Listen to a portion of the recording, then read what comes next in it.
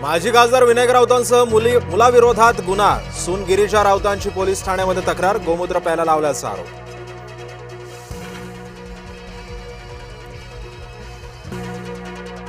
गीतेशची शारीरिक अक्षमता लपवण्यासाठी अघोरी प्रयोग, गिरीजा राऊतांचा दावा. राऊत कुटुंबियांकडून 7 वर्ष छळ झाल्याचाही केला आरोप. सून गिरीजाच्या सर्व आरोपांचं विनायक राऊतांकडून खंडन, घटस्फोटाच्या केसमध्ये कोट्यवधींची मागणी केल्याचाही राऊतांचा दावा.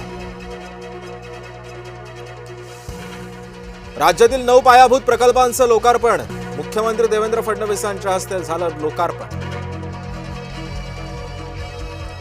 महाराष्ट्राला गती देण्यासाठी फडणवीस सक्षम, मुख्यमंत्री आमदार रवी राणा यांच्याकडून मुख्यमंत्री फडणवीसांचं तोंड भरून कौतुक. सर्व वाटोळं झाल्यावर ठाकरेंना राम आठवला, नवनीत राणांचा उद्धव ठाकरेंना टोला. अमित शहांनी भाजपमध्ये यायला सांगितलं होतं, एकनाथ खडसेंचा दावा. आता भाजपमध्ये इंटरेस्ट नसल्याचंही खडसेंचं वक्तव्य.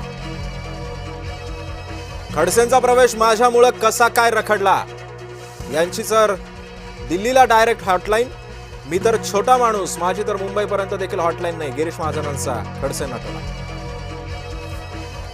सोलापुरात कुणाची दादागिरी खपवून घेतली जाणार नाही, पालकमंत्री जयकुमार गोरेंचा धैर्यशील मोहिते पाटलांना इशारा. माजी आमदार शिरीष चौधरींसह 4 गुन्हा दाखल, नंदुरबारमधील 9 कोटींचा शासकीय निधी अन्य कामांसाठी वर्ग केल्याचा आरोप. ईश्वरपूरमध्ये राष्ट्रवादी शपला मोठा धक्का, नगराध्यक्ष आनंदराव मलगुंडे अपात्र, तर महामार्गालगत अतिक्रमण करून बांधकाम केल्याचा ठपका. सिंहण शांत असली तरी सुद्धा डरकाळी फोडणं विसरत नाही, माजी खासदार नवनीत राणांचं बळवंत वानखेडेंना आव्हान. मुंबई हादरली, पायधुनीमध्ये अल्पवयीन मुलीवरती अत्याचार, सुरक्षा रक्षकाकडून संतापजनक कृत्य, आरोपीला फाशी देण्याची संतप्त नागरिकांची मागणी. मोशी येथील कचऱ्याखाली अडकलेल्या 9 जणांचा मृत्यू, तब्बल 82 तासांनंतर शोधकार्य संपलं. गर्भवतीला झोळीतून रुग्णालयामध्ये नेण्याची वेळ, खालापूर तालुक्यातील उंबरणेवाडी येथील घटना, आदिवासी समाजाची परवड सुरूच.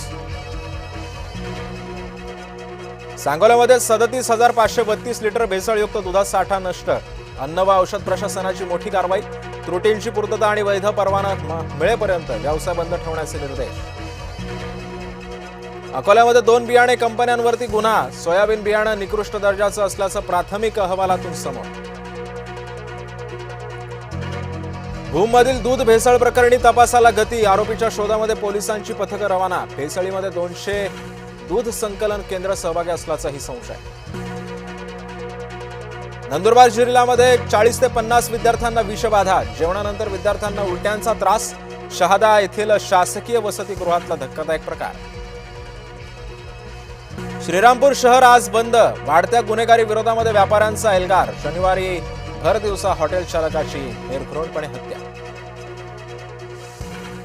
गैरव्यवहार लज्जास्पद, राम मंदिर निर्माण समितीचे अध्यक्ष नृपेंद्र मिश्रा यांचे नाराजीचं वक्तव्य.